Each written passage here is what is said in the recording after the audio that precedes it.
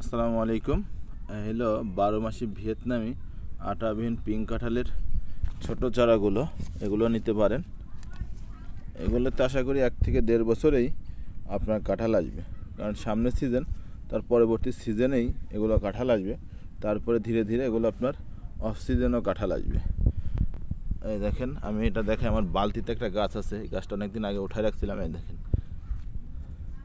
আজকের নভেম্বরের 6 তারিখ।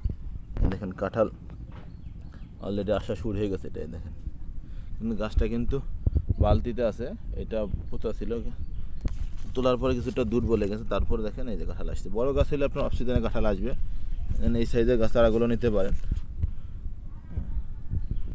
আর এই যে চারা আছে, যদি কেউ বেশি নিতে চান তা নিতে পারেন। দেখেন চারার সাইজ দেখেন, চারার গঠন সুন্দর আছে এবং নতুন ডালপালা বের হইতেছে। এই দেখেন, সুন্দর সাইজের চারাগুলো হবে। এইটা যে বাড়ি 6 বলেন, ভিয়েতনামি আটাবিহীন কাঁঠাল বলেন বা পিঙ্ক কাঁঠাল বলেন, সব একই। একটা জাতকে আসলে অনেক নামই ডাকা হয়, এই একটাই আর কি। এটা আঠা হয় না, খাইতে সুস্বাদু মিষ্টি, সুন্দর সুন্দর সাইজের চারাগুলো আছে। কারো লাগলে নিতে পারে। ধন্যবাদ সবাইকে, ভালো থাকবেন, সুস্থ থাকবেন। আসসালামু আলাইকুম।